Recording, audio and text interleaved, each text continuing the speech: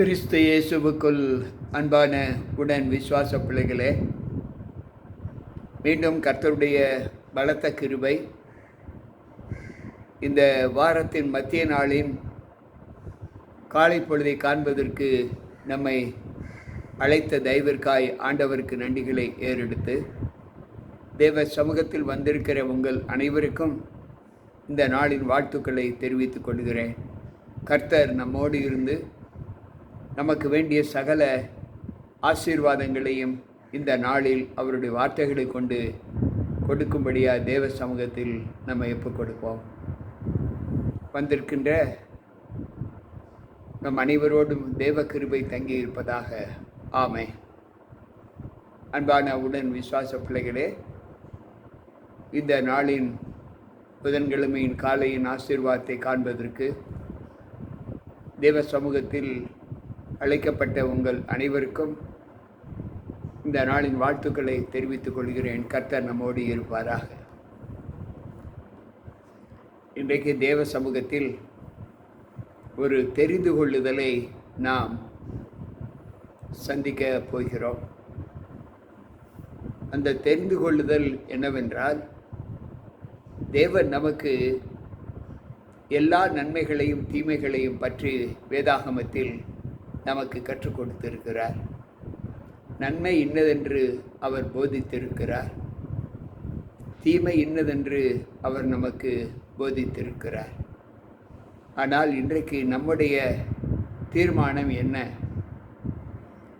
தீமையில் செல்லக்கூடிய கால்களா அல்லது நன்மையை நோக்கி செல்லக்கூடிய கால்களா நம் வசம் இன்றைக்கு காணப்படுகிறது? வேதம் சொல்லுகிறது, தீமை செய்யும் விரைந்தோடும் கால் என்று சொல்லுகிறது. ஆனால் உலகத்தின் ஆசா பாசங்களுக்கு நாம் நம்மை ஒப்பு கொடுக்கும்போது நம்முடைய வாழ்க்கை தீமையை நோக்கித்தான் செல்லும். எனவே தான் ஆண்டவர் சொல்லுகிறார், உலகத்திலேயும் உலகத்தில் உள்ளவைகளிலேயும் நீங்கள் அன்பு கூறாதிருங்கள். 1 யோவான் புத்தகத்தில் 2வது அதிகாரம் 15வது வசனத்தில் அவர் சொல்லுகிறார். அவர் சொல்லுகிற வார்த்தையின் கருத்து என்ன என்பதை இன்றைக்கு வேதம் நமக்கு மீண்டும் மீண்டும் சுட்டி காட்டி கொண்டிருக்கிறது. கடைசி முடிவு, நம்முடைய வாழ்க்கையின் இறுதியில் நாம் பெறப்போகிற ஒரு பெரிய பரிசு, ஒரு பெரிய வெற்றி என்னவென்றால், அவருடைய ராஜ்யத்தின் பிள்ளைகளாக சேர்வதுதான் நாம் பெறக்கூடிய பெரிய வெற்றி. ஆனால் இன்றைய சூழ்நிலையில் அந்த வெற்றியிலே நாம் அழைக்கப்பட்டுவோமா அல்லது நாம் அழைக்கப்படாமல் இருப்போமா என்பதைத்தான் இந்த நாளில் நாம் சிந்திக்கப் போகிறோம். அதற்கு எரேமியா தீர்க்கதரிசி 8வது அதிகாரத்தில் 3 வசனங்களை நமக்கு சுட்டி காண்பித்திருக்கிறார். என்னவென்றால், அறுப்பு காலம் சென்றது, கோடை காலமும் முடிந்தது, நாமோ இன்னும் ரட்சிக்கப்படவில்லை.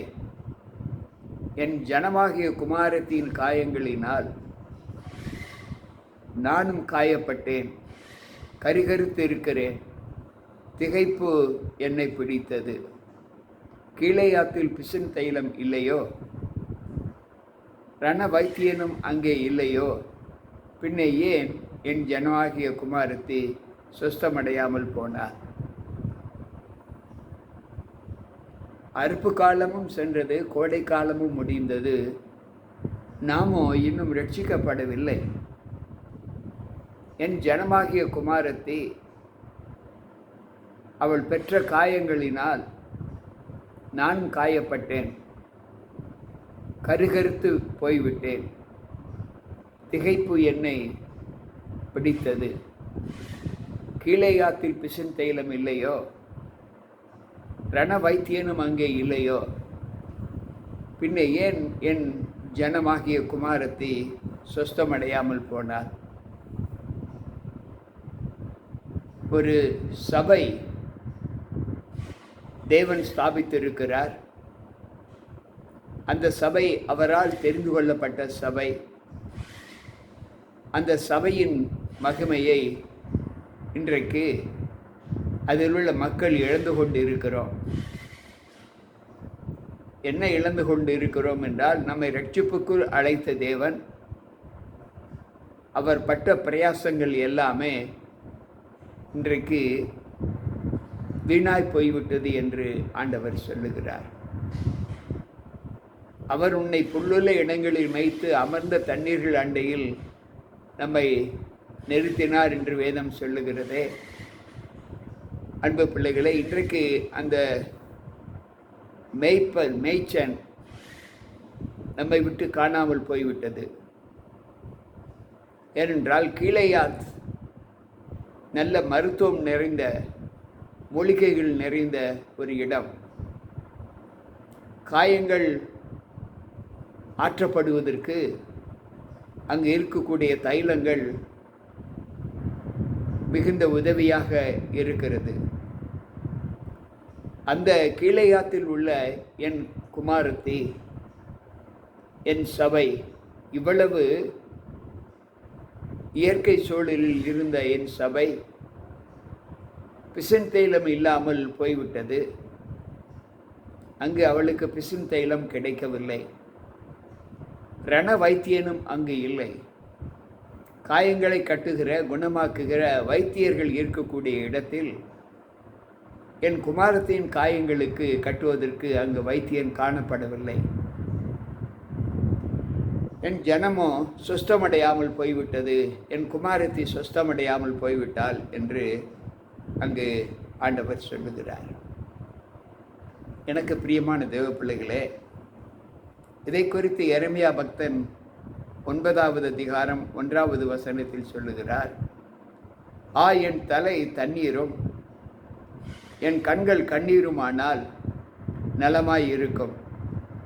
அப்பொழுது என் ஜனமாகிய குமாரத்தி கொலையுண்ண கொடுத்தவர்கள் நியமித்த அவர்கள் இரவும் பகலும் அவர்களுக்காக அழுவேன் என்று சொல்லுகிறார். அன்பு பிள்ளைகளே, இன்றைக்கு நம்முடைய குமாரத்தி கண்ணீரும் அழுகையுமாய் காணப்படுகிற அந்த காட்சியை கண்டு நம்மில் நாம் எவ்வளவு கிளேசப்படுகிறோம், துன்பப்படுகிறோம், துக்கப்படுகிறோம் என்பதை யோசித்து பார்ப்போம்.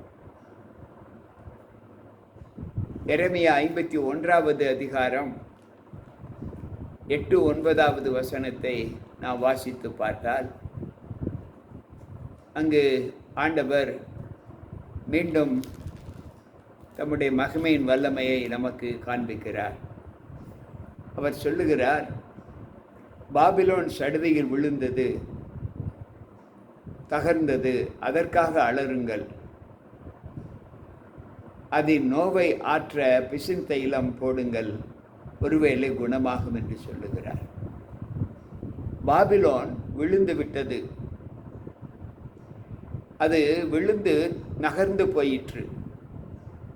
அந்த நகரத்திற்காக நீங்கள் அலறுங்கள், அதற்கு பிசின் தைலம் போடுங்கள், ஒருவேளை குணமாகும் என்று ஆண்டவர் சொல்லுகிறார். எனக்கு பிரியமான தேவ பிள்ளைகளே, ஆண்டவர் பாபிலோனின் விழுகையை கூட அவர் மனதார ஏற்றுக்கொள்ளவில்லை. ஏனென்றால் துன்மார்க்கன் மரிப்பதும் எனக்கு எவ்வளவேனும் பிரியமோ என்று சொல்லுகிற தேவன் ஒரு பாவி மரிப்பதை கூட ஆண்டவர் அவர் ஏற்றுக்கொள்வது இல்லை. அவருடைய உள்ளம் ஒரு பாவியின் மரணத்தை கூட தாங்க முடியாத நிலையில் அவர் இருக்கிறார். ஆண்டவர் சொல்லுகிற வார்த்தை என்னவென்றால், யோவேலின் புஸ்தகம் 2வது அதிகாரம் 6வது வசனம் இப்படி சொல்லுகிறது, அவைகளுக்கு முன்பாக ஜனங்கள் நடுங்குவார்கள், எல்லா முகங்களும் கருகி போகும். கர்த்தருடைய வருகையை குறித்து ஆண்டவர் சொல்லும்போது, கர்த்தருடைய நாள் வருகிறது, அது சமீபமாய் இருக்கிறது. அந்த நாள் இருளும் அந்தகாரமுமான நாள், அது மப்பும் அந்தாரமுமான நாள். விடியற்கால வெளுப்பும் பர்வதங்களின் மேல் பரவுகிறது போல ஏராளமான பலத்த ஒரு ஜாதி தீவிரமாய் வந்து பரவும். அப்படிப்பட்டது முன் ஒரு காலத்திலும் உண்டானது இல்லை, இனி தலைமுறை தலைமுறையாக வரும் வருஷங்களிலும் உண்டாவது இல்லை என்று சொல்லுகிறார். தேவனுடைய நாள் மிகவும் சீக்கிரமாய் வருகிறது. அந்த நாளில் அந்த தேசத்தில் உள்ள பிள்ளைகள் எப்படிப்பட்ட பலவீனத்தை சந்திக்கிறார்கள் என்று ஆண்டவர் சொல்லுகிறார். அந்த நாளிற்கு முன்பாக தேசத்தில் உள்ள ஜனங்கள் எல்லோரும் நடுங்குவார்கள், எல்லா முகங்களும் கருகி போகும் என்று சொல்லுகிறார். ஆண்டவருடைய வருகைக்காக காத்திருக்கிற பிள்ளைகளுடைய ஜீவிதம் எப்படிப்பட்டதாய் இருக்கிறது என்பதை சற்று யோசித்து பார்ப்போம். அன்பு பிள்ளைகளே, தேவ சமூகத்தில் வாழ்ந்து கொண்டிருக்கிற நாமும் என்ன அனுபவத்தோடு தேவ கருத்தில் நம்ம ஒப்புக் கொடுக்க வேண்டும் என்று ஆண்டவர் விரும்புகிறார். ஒவ்வொரு நாளும் நம்முடைய வாழ்க்கையின் அனுகூலங்களிலே நாம் தேவனுடைய நாளுக்காக காத்திருக்கிற நாம் கர்த்தருடைய நாள் வெளிச்சமாய் இராமல் இருளாகும், பிரகாசம் மற்ற அந்த நாள் அந்தகாரமுமாயும் இருக்கும் என்று ஆமோஸ் 5:20 வாசிக்கிறோம். கர்த்தருடைய நாளை விரும்புகிறவர்களுக்கு ஐயோ, அதனால் உங்களுக்கு என்ன பலன் உண்டு? கர்த்தருடைய நாள் வெளிச்சமாய் இராமல் அந்தகாரமாய் இருக்கும் என்று அங்கு ஆமோஸ் 5:18 நாம் வாசிக்கலாம். எனக்கு பிரியமான தேவ பிள்ளைகளே, சற்று யோசிப்போம். தேவனை சார்ந்து ஜீவிக்கிற நம் எல்லோருக்குமே ஆண்டவர் எப்படிப்பட்ட அனுகூலத்தை கொடுக்கிறார். நாம் தேவனுடைய நாளுக்காக காத்திருக்கிற நம் ஒவ்வொருவருக்குள்ளும் தேவ கிருபையானது எப்படிப்பட்ட ஆசீர்வாதத்தை நமக்கு கொடுக்கிறது என்பதை நாம் யோசித்து பார்ப்போம். ஆண்டவர் கொடுத்த எல்லா சௌகரியங்களிலும் நம்முடைய வாழ்க்கை உழன்று திரிவது இல்லை. அதை சிலர் உதாசீனப்படுத்துகிறார்கள். எரேமியா 46:11 சொல்லுகிறது, எகிப்தின் குமாரத்தியாகிய கன்னிகையே, நீ கீலேயாத்துக்கு போய் பிசுந்தைலம் வாங்கு, திரளான அவிழ்தங்களை நீ கட்டுகிறது விருதா, உனக்கு ஆரோக்கியம் உண்டாகாது என்று சொல்லுகிறார். நீ குணப்பட வேண்டுமென்றால் கீலேயாத்துக்கு போய் என்று ஆண்டவர் பாபிலோனையும் எகிப்தையும் குறித்து சொல்லுகிறார். அங்கு உனக்கு குணம் கிடைக்கும். அது அல்லாமல் நீ வேறு திரளான அபிழ்தங்களை நீ கட்டினால் நீ சுகமடைய மாட்டாய் என்று சொல்லுகிறார். இதன் பொருள் என்ன என்றால், தேவ சமூகத்தில் நாம் தேவனுக்கு உகந்த ஒரு அனுபவத்தை ஆண்டவர் நாம் பெற்றுக்கொள்ள வேண்டும் என்று நமக்கு கொடுத்திருக்கும் போது நம்முடைய நிலை, நாம் பரிகாரியை தேடிக்கொண்டிருக்கிறோம். ஆண்டவரை தேடாமல் பரிகாரியை தேடிக்கொண்டிருக்கிறோம். என்னுடைய இந்த வீழ்ச்சிக்கு என்ன காரணம்? எது காரணம்? எது என்னுடைய வீழ்ச்சிக்கு என்னை ஊக்குவிக்கதா? என்னுடைய வாழ்க்கையில் இருக்கக்கூடிய குணம் என்ன என்பதை நாம் அறிந்து பார்த்தால் நாம் நிச்சயமாக நமக்கு கொடுக்கப்பட்ட பிசின் தைலத்திலே ஆண்டவர் நம்மை குணப்படுத்துகிறார். இந்த பிசின் தைலம் என்பது தேவனுடைய வசனம் என்று கூட சொல்லலாம். கர்த்தருடைய வசனம் எப்படிப்பட்டது? ஆண்டவர் சொல்லுகிற வார்த்தை அது தேனிலும் தேனிலும் மதுரமாய் இருக்கும் என்று ஆண்டவர் சொல்லுகிறார். அதை ஏற்றுக்கொள்ளக்கூடிய பிள்ளைகள் நிச்சயமாக பலன் பெறுவார்கள். அந்த வசனத்தை அனுப்பி நான் உங்களை குணமாக்குவேன் என்று ஆண்டவர் சொல்லுகிறாரே. எவ்வளவு பெரிய பலவீனங்கள், சோர்வுகள் நம்முடைய வாழ்க்கையில் நாம் சந்திக்க நேரிட்டாலும் இந்த கீழையாத்தன் பிசின் தைலம் ஆகிய தேவனுடைய வசனங்களை நாம் ஏற்று நடக்கும்போது நமக்குள் இருக்கும் சுகவீனங்கள் முற்றிலும் மாற்றப்படும் என்று ஆண்டவர் சொல்லுகிறார். ஆனால் அந்த கீழையாத்தில் உள்ள பிசின் தைலம் கூட ஒரு காலத்தில் நாம் பெற்றுக்கொள்ள முடியாத சூழ்நிலையில் இருப்போம் என்று ஆண்டவர் சொல்லுகிறார். அதை குணமாக்குகிற நல்ல வைத்தியர்கள் கூட அங்கே இல்லாமல் போவார்கள் என்று சொல்லுகிறார். நாம் எதிர்பார்த்திருக்கும் அந்த நம்பிக்கையை நாம் நம்பி செல்லும்போது அந்த நம்பிக்கையிலே நம்மை அழைக்கிற தேவன் இருகரம் கூப்பி நம்மை அழைத்து கொண்டிருக்கிறார். ஆனால் அவருடைய அழைப்பின் சத்தம் கேட்டு அவரை பின்பற்றி நடக்கிற ஒரு அனுபவத்தை நாம் இன்னும் பெற்றுக்கொள்ளவில்லை என்று ஆண்டவர் சொல்லுகிறார். என் நாடுகள் சிதறிக்கொண்டு இருக்கிறது, மெய்ப்பன் இல்லாமையினால் என் நாடுகள் மலைகளிலும் காடுகளிலும் விரட்டப்பட்டு இருக்கிறது. மலைகளிலும் காடுகளிலும் சென்ற ஆடுகளுடைய நிலை மிருகங்களுக்கு இரையாக்கப்படும் என்று தானே நான் உங்களுக்கு சொன்னேன் என்று ஆண்டவர் சொல்லுகிறார்.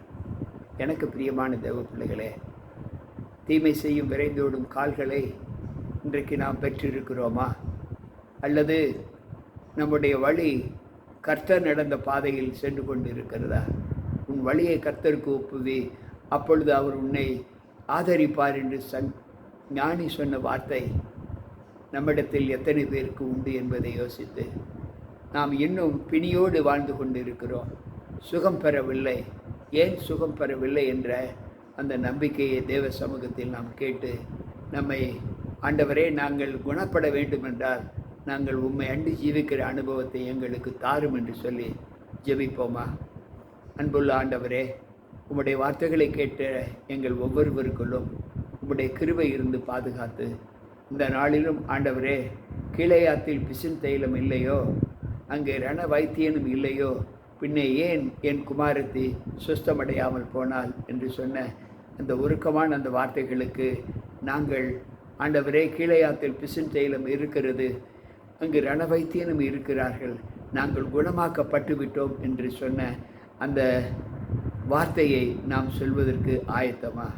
அன்பு பிள்ளைகளே, பிணியாளிகளுக்குத்தான் வைத்தியன் வேண்டும் என்று வேதம் சொல்லுகிறது. இன்றைக்கு நாம் ஆத்மீக பிணியோடு இருக்கிறோம். அந்த ஆத்மீக பிணியிலே நம்முடைய சுகவீனங்கள் நீக்கப்பட வேண்டுமென்றால் தேவ வசனமாகிய அந்த பிசின் தைலத்தை நாம் ஒவ்வொரு நாளும் ஏற்று நம்முடைய ரண வைத்தியனாகிய ஆண்டவருடைய பாதத்தில் நம்மை ஒப்புக் கொடுக்க வேண்டும் அல்லவா? கேட்டுக்கொண்டிருக்கிற அன்பு பிள்ளைகளே, அப்படிப்பட்ட சுகத்தை பெறுவதற்கு இன்றைக்கே தேவ வசனத்தை, அந்த பிசின் தைலத்தை ஏற்று அதை நீங்கள் உங்கள் சரீரத்திலே பூசி உங்கள் காயங்கள் போக நீங்கள் சுஸ்தமாகுங்கள். கர்த்தர் உங்களோடு இருப்பாராக. ஆமென். அன்பு பிள்ளைகளே, இந்த நாளில் கேட்ட வார்த்தைகள் கர்த்தருடைய சமூகத்தில் மிகுந்த விலையேறப்பட்டதாய் காணப்படுகிறது. எனவே நாம் நம்மை முற்றிலும் குணமாக்கப்பட்ட பிள்ளைகளாக தேவ சமூகத்தில் ஒப்புக் கொடுப்போம். கேட்டுக்கொண்டிருக்கிற நீங்களும் அந்த அனுபவத்தை பெறுங்கள். கர்த்தர் நம்மோடு இருப்பாராக. ஆமென். அன்பு பிள்ளைகளே, மீண்டும் நாளை சந்திப்போம். உங்கள் போதகர் ஜி.கே. ராபர்ட். கர்த்தர் நம் அனைவரோடு இருப்பாராக. ஆமென்.